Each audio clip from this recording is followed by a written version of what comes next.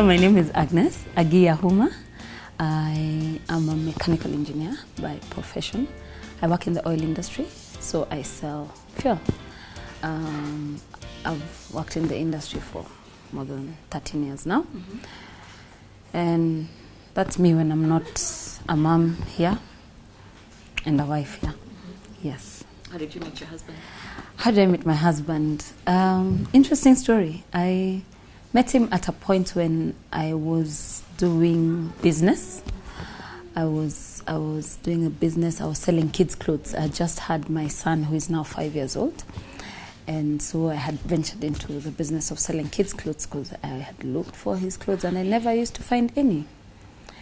So in the line of business, I had a friend who used to sell men's clothes and accessories. So she tells me that she has a client coming in to buy his clothes, but she knows that her client has a son who he would like to buy clothes for. So if I can bring clothes for her clients to buy for his son. So that's how we make an appointment, and she tells me, yeah, be in my house by 5 o'clock, my client will come. Mm-hmm. And he's a timekeeper. Mm-hmm. So make sure you're there on time. Mm-hmm. So I was there on time. The client was there on time, but my friend wasn't. So while we were both waiting for my friend to come, I was arranging the stuff I needed to show the client for his son in the car. And the client was also sitting in his car waiting for my friend to come so that he goes and shops. So I finish arranging and my friend comes and I think calls her client. So he walks to go to my friend's house. And that's the moment we first saw each other, but we didn't know each other. Mm-hmm. So he walked to the house. And his story is that he spotted and wondered, this girl has a new neighbor that I've never seen before. Mm-hmm. So he walked to her house and went straight to her balcony so that he sees where that neighbor was going.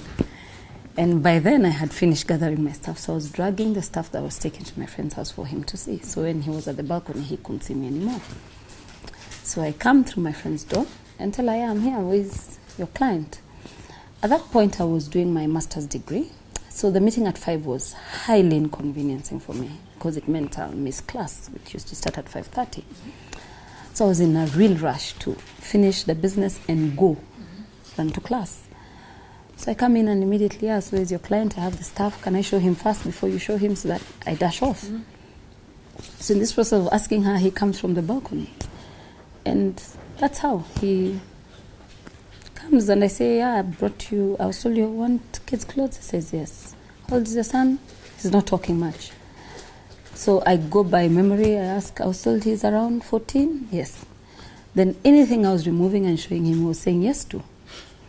Will this work? Yes. Will this fit him? However different the sizes, however various the color, he was saying yes to everything.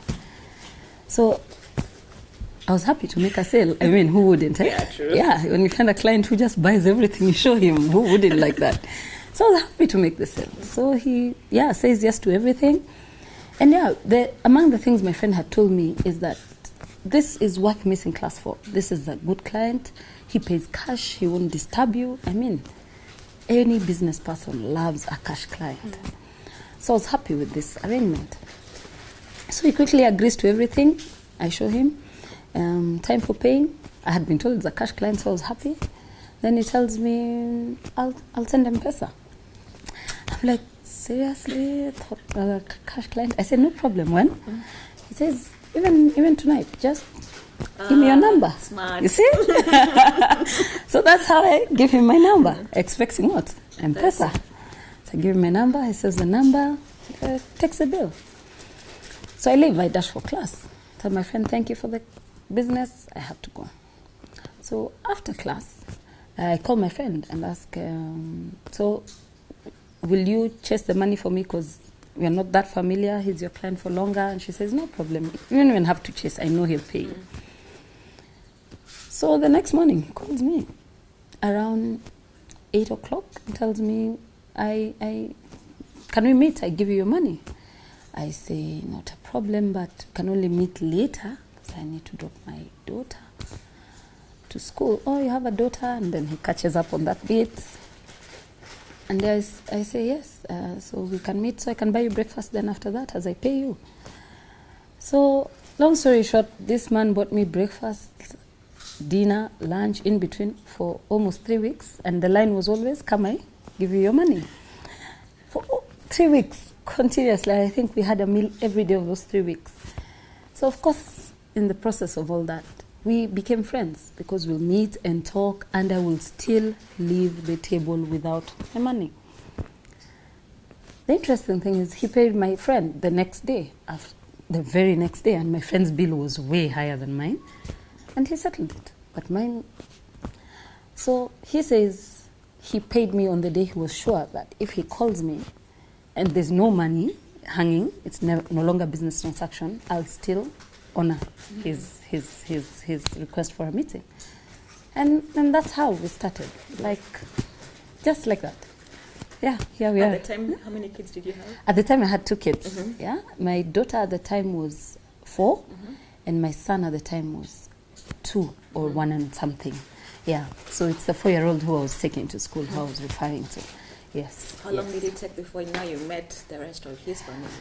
Well, that took a while. I'll say maybe over a year.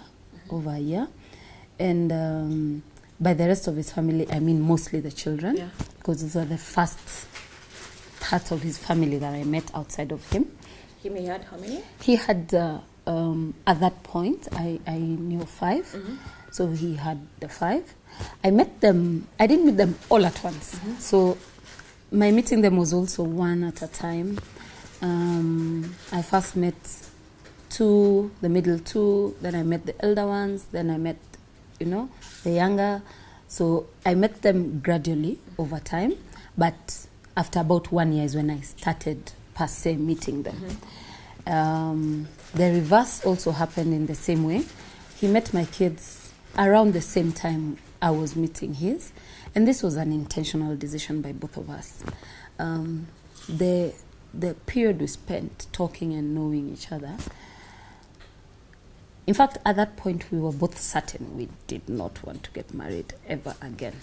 Yeah, we were certain of that. And that actually made us really close because we identified with that part where we were both coming from, of going through, for lack of a better word, hellish previous relationships and thinking, I can never do this again, And again, sharing how that kind of relationship bears on the children, and thinking we don't want to take our separate sets of children through that ever again. So in our conversations, we always used to swear to each other how we can never get married, never yet, and we give each other a high five, and it's such a good idea that we were in sync with that one. So at that point, you were living separately? Yeah, so at this point, we're living separately and just trading stories about how raising kids as individuals is. And to be fair, he had a longer experience at it than I had.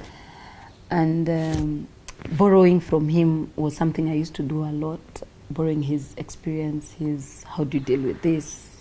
You're always the one who has to do everything. So I used to rely a lot on the fact that he has walked this path for longer, and he would advise me through how to navigate the paths, Yeah, so What changed now? I honestly, I can't tell you what point it is that we lost the common agenda of never getting married again. I think it happened over time of interaction, and then we also kind of really got used to each other and became each other's sounding boards. And he will be the first person I called when I had trouble, either at home or at work or a sounding board I just needed. I'll call him and we'll talk as good friends. And he will do the same. So with time, and I think he got to this point before I did. At a point he asked me, why again did you say we'll never get married again? And then I started thinking, oops, okay, yeah, are we going to have this discussion again? Are we going to open it up? And I'll be honest, I'll struggle with it. I will be scared. I was still scared. But he seemed to believe that it wouldn't necessarily go down that path again.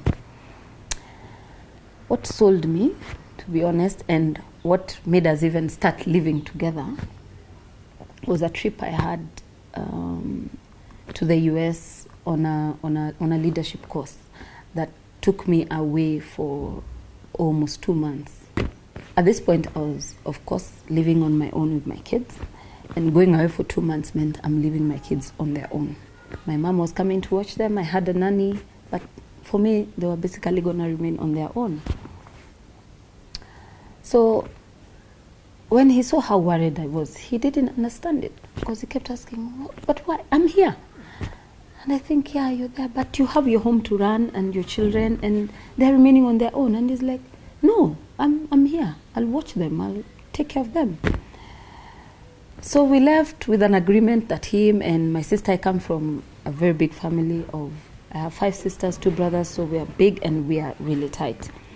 So I left instructions to my sister in charge, in collaboration with my husband. Yeah, look after them. So when I was there, I would call every day, of course, to check on them, find out, and I want to run the home from there, which there I used to go down well with him, because he thinks, I'm here, why are you trying to do this from afar and I'm here? It's like I was questioning his ability to take care of things in my absence, you know? But I think that was control freak Agi, who couldn't just let go. Eventually, of course, that program took away all my time and energy, and I let go. I just said, you know what, if home is not okay, there are people at home who need to take care of those kids and they know it, so I let it go. And that was the best thing I did, because then he just totally took over. And he'll check on the kids every day. Every morning he'll pass by, drop them at school, check on my mom, are you okay? Do you guys have everything you need? And that's after him leaving his house here, making sure all is well, checking on mine, going to work. In the evening, same thing, comes home, his people are okay, calls home, are you guys fine? Did they come back? Is there anything you need? And that happened for the span of almost the entire 2 months. In the process, decisions were made, and when I came back from the US, of course, he picked me. And as we were riding, I'm expecting to be dropped in my house where I left things running. But no, we came straight here to his house, where my children had been resident for almost a month, including my nanny. My mom had since gone back home. She was told, it's okay, I got this, and she believed, and she went back home. So my children had been resident here with my nanny, and his reasoning was it was easier than all the commuting to check whether all households are okay. Run the command from one center point. At this point, your kids are thinking, who is this? Or yes, at this point, fortunately, they had met him, they had interacted, but at that point, yes, they just knew him as Godi's daddy. Godi is our 18-year-old, his youngest. So they just knew him as Godi's daddy. So they know, yeah, we're living in Godi's daddy's house, and they were at that age of sleepovers are so cool and they're the best thing ever. Any chance not to be in your home is a good idea. So they were happy to have a long sleepover at Godi's house. And they refer to him at that point? Were they referring to him as that long name, Godi? Yes. At that point, they used to call him Godi's daddy, you know. And especially my daughter at that point was maybe 6 or 5. So she used to refer to him as Godi's daddy. My son, who he came into his life when he was very young, never used to understand this Godi's daddy business. So for him, he was just daddy. So with time, because her brother used to refer to him as daddy, Abby also just picked it up. And that's how the daddy name stuck. So I come back and Abel is calling him daddy and Abby is calling him Godi's daddy. But since everyone else in the house calls him daddy, Abby also just started calling him daddy. So I didn't even have to have the conversation with them per se that this is your new daddy and this is... That conversation never quite happened with my younger ones. So I think in that regard, I had the easier time with the children because of their age. But they are the older So the older kids, So I come back and find people are living together. So the first thing I do is worry that did they find it an invasion of their space? How did this conversation happen before the kids came over? At the time, all 5 were living in the house? At the time, how many were living here? I think maybe 4. 4, Imelda? I think. Even you were here, right? Yeah. So at that time, maybe 4 of them were here. So that was my first concern, like, how did this happen? And of course, I ask their dad, like, how did this happen? Did you for sure didn't talk to me. Who did you talk to about it? And he says, yeah, he made the decision. And the kids, he says, I think they're okay. Okay, so again, I have to figure out, are they really okay? So I started by kind of checking how the assimilation is going. And I'll tell you, the older kids seemed very comfortable. Now there was noise in the house, there was life, there was, I mean, you've a bit interacted with Abel, you see just how much, because we came into a house where people were grown-ups, where people used to stay in their rooms and everyone is on their gadgets and, you interact via WhatsApp. And now suddenly there are kids who are questioning all that. And if you're always in your room, they ask you, are you sick? You haven't left your room the whole day. Are you sure you're okay? And that now started changing things around the house. And a quick check, I look, okay, so where are their clothes? And I find, yeah, they had been made for wardrobe space.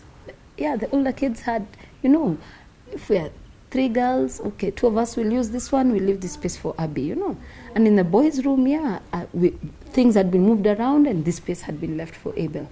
And I thought, that's sweet.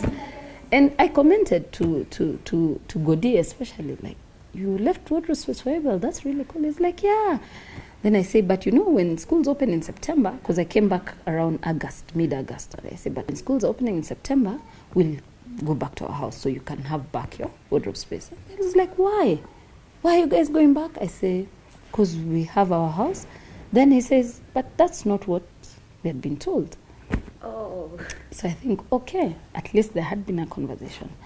And then I speak to Imelda. Now, Imelda is the eldest. And she and I had a closer relationship. I guess maybe because she's the eldest, so I feel like the level of maturity was enough. So with Imelda, our relationship was really easy and quick, and we gelled almost instantly. So I used to try to understand the rest a lot through her, because you see, among siblings, they'll have conversations. And if something is amiss, they will have conversations and they will know. So if I want to find out if all is well, if there's something I need to worry about, I'll bounce it off Imelda, see the reaction. Things like what? Simple, like, yeah, this move, how is it for you guys, And when I told Imelda also that, yeah, September when we're opening, we just go back to our house, she's like, why? You just want to pay rent? I say, actually, no, and you sound exactly like your father. And she's like, yeah, because reasonably,